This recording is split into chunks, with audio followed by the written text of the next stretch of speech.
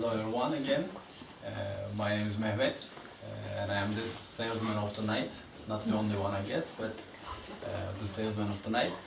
I am here tonight in this corner of the room because Vajraksu asked me for it and invited, so that I gladly accepted. So I am Vajraksu. I just want to give some a background information that how we met and how I ended up in this corner of the room. And a little bit about my practice and about my background, then I will talk about in the context of livelihood. I am Vajraksu. We met, I think, approximately 2.5 years ago in a retreat led by him.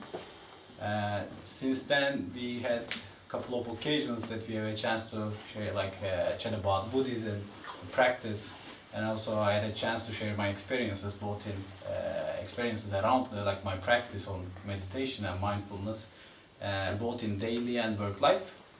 So, and he was the one who encouraged me to share those, especially the ones that is related to work.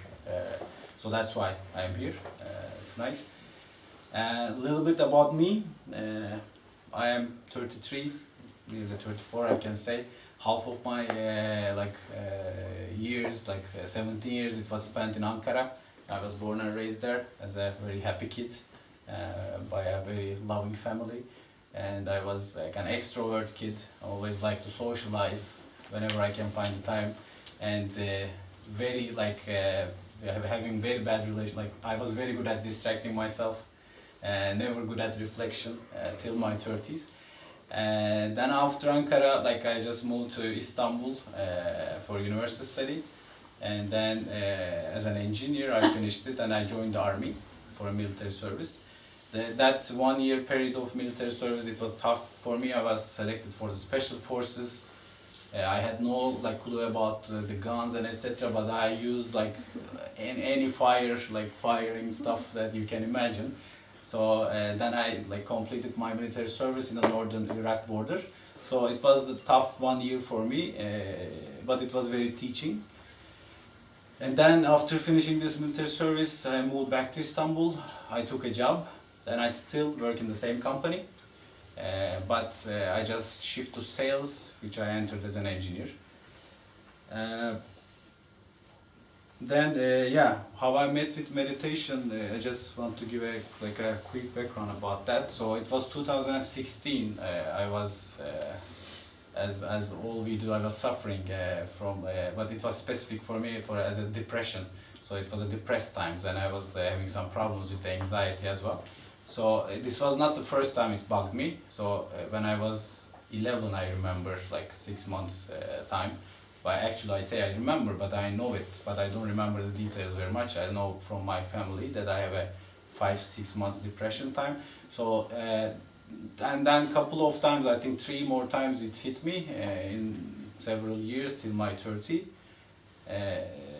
Then this, but always in the past till my 30, how I managed it, it was I was distracting myself, and during this distraction time, I was just waiting it to go away. And it was happening because, I mean, if you can distract yourself that long, everything, it passes away. And then I never reflected on them. But at my 30, that suffering became too harsh, too intense, and I couldn't manage to distract. And I had to have this, I said, okay, that's it, I need to take a look on it. So then I simply Googled it. Then I Googled it and I wrote depression, anxiety, cure, and what is that? I simply Googled it, and I was very surprised actually. Why didn't I do it before? When I did it, I was at the same time, why did I do it before? Because I found lots of things to read, I found the term neuroplasticity. I started to read about it. So it is the ability of brain can change itself all the time till you die. So when I learned about that, okay, well, I mean, it's amazing. I started to read more and stuff. I found meditation. So it is how you can, one of the tools that you can use as a change your brain. And at the same time, I heard about Buddhism, but I didn't read much during that time. I was more in the finding a cure for me. Then I found a course. So I said, okay, this is a meditation. Then I can start today with myself. I downloaded an app. I started. At the same time, I found a course called MBSR. which is mindfulness-based stress reduction course, I think designed by John Kabat-Zinn, I think. And according to the studies, scientific studies, if you complete this course, like 8 weeks, then your amygdala shrinks, your gray matter, like in your brain, increases, which means, like according to the studies, that you have better emotional regulation, like in your life, and then I mean it's good for anxiety, good for depression. It said okay. I said okay, that's it. I found the cure. Then I registered to the course in Turkey. I took it from a psychologist. Then I also in that course they teach you how to meditate as well. And in that course I had a couple of questions, and I was honestly saying I was not getting enough satisfactory responses how to deal with the distractions in the meditations. At that time, actually, my real, how do you say, my interest shift to Buddhism, because I was okay. Who knows meditation in the world, in this world? So there are gurus in this thing. I mean, there are guys who are doing in last 3,000 years or more. So and they are the Buddhists. So then my interest in Buddhism started. So I started to read about Buddhism, and I also took some courses.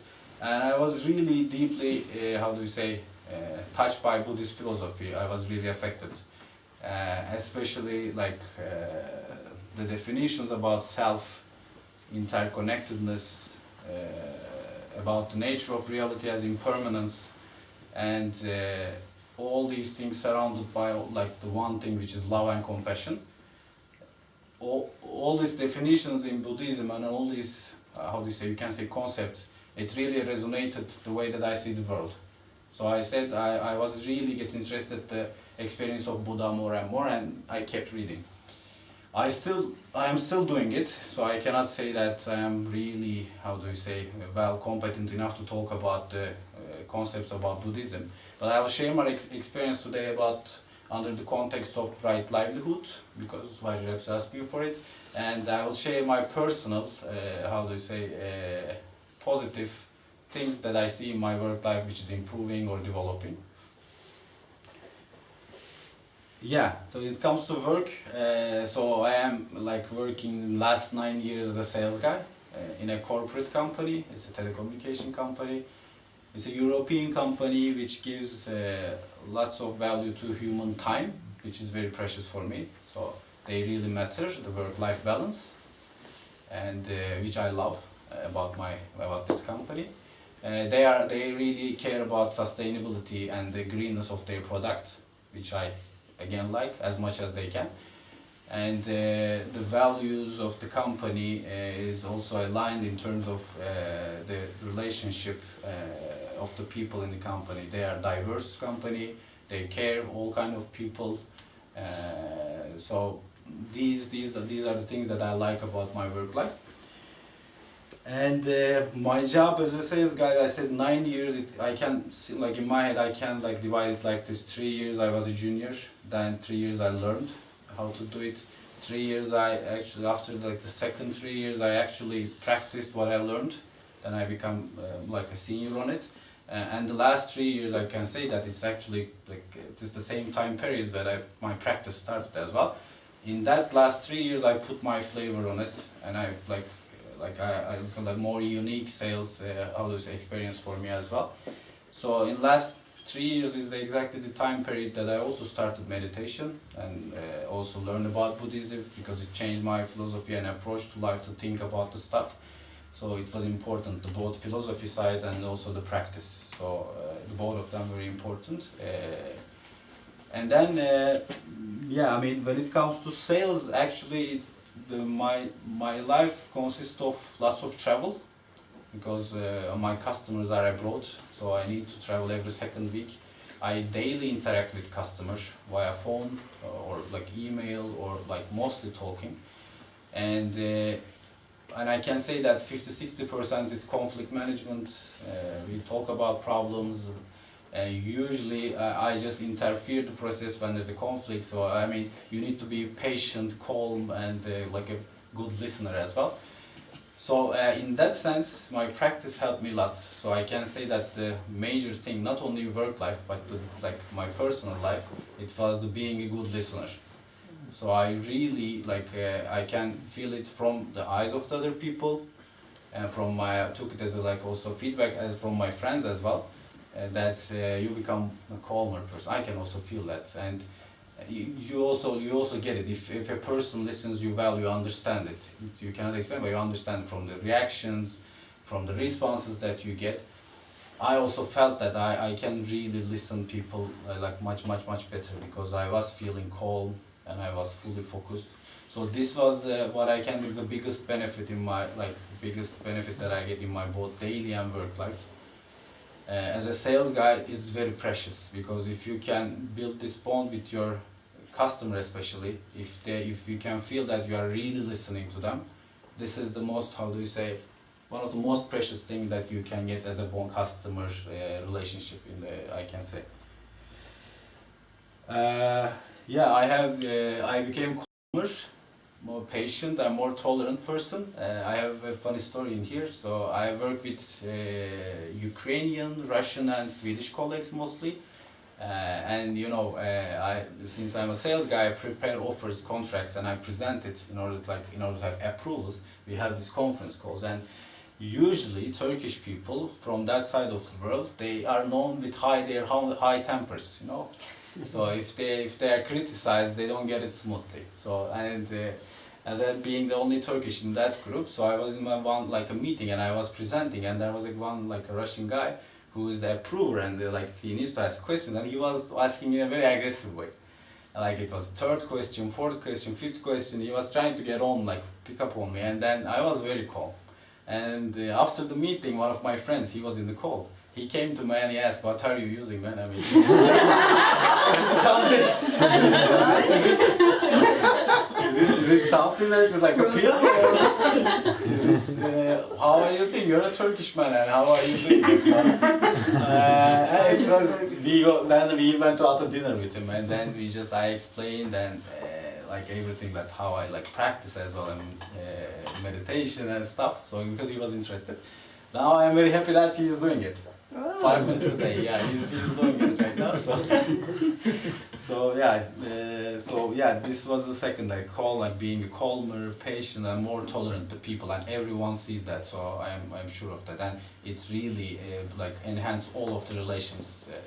Even for a person aggressively coming to you, at some level, I mean, if he cannot hit you, then he also gets calmer and more, how to say, merciful. So yeah, one of the observations that I've done in my 9 years when I started sales till to the end. When I first started, first 3 years, I was learning from my mentors, from the senior people. And those senior people, I was just observing. So I was attending to their meetings because they were taking me. I was junior and I was just observing. What I was always not all of them, but most of them, they were kind of wearing a mask while going to customer office. So in the office they were different, in the customer office they were different. So I was saying that, okay, I mean, kind of an acting. So they were saying what customer would like to hear. They were asking questions they would never ask.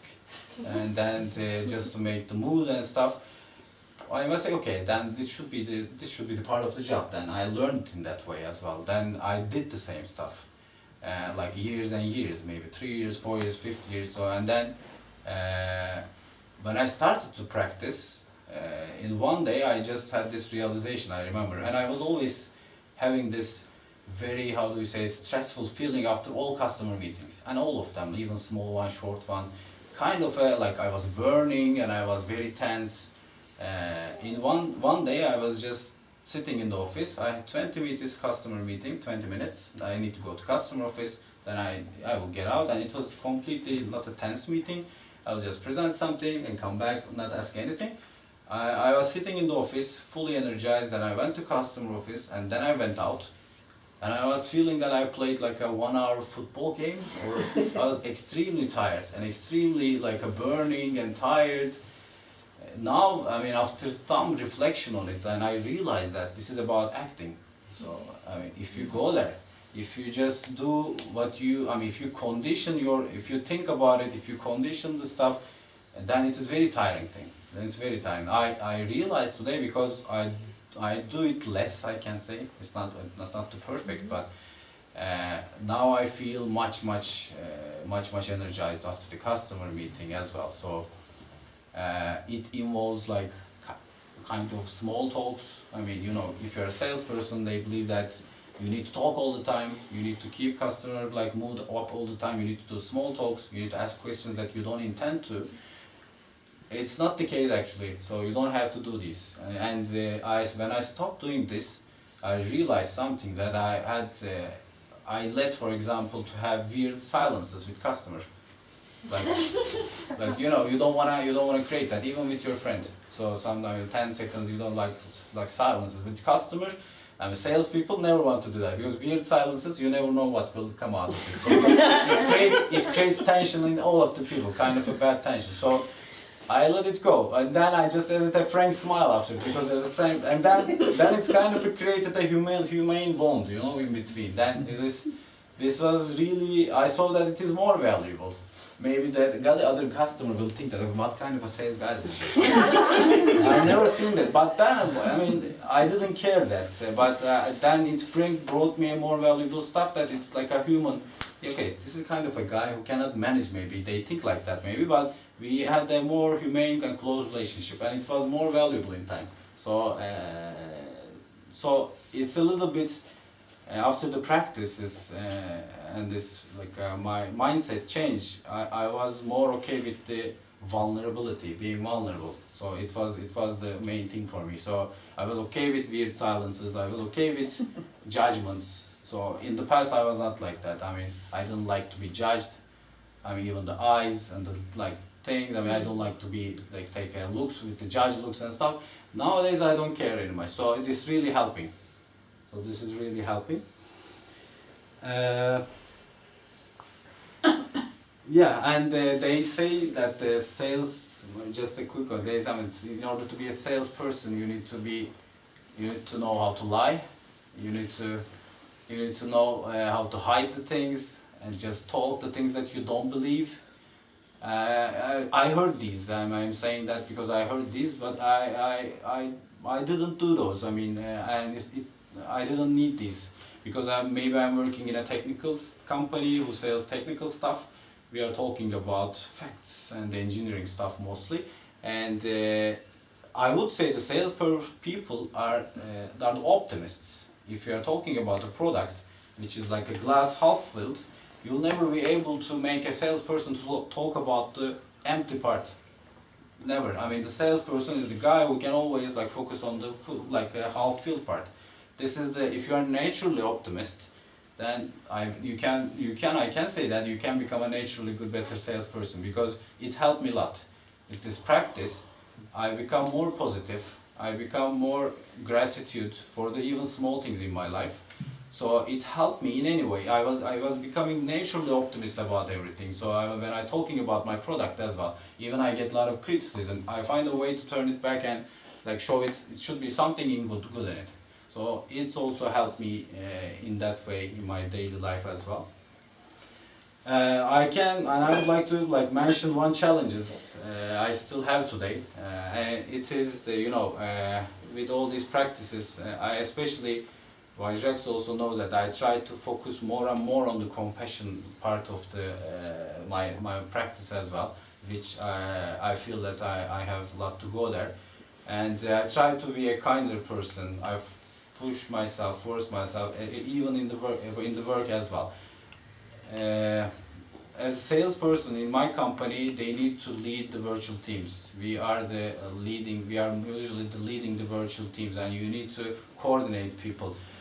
And what I've seen that if you kindly ask stuff from people, especially, I will not say only Turkish culture, I saw in the Russian and Ukrainian and Georgian and culture as well, people, they don't always, how do we say,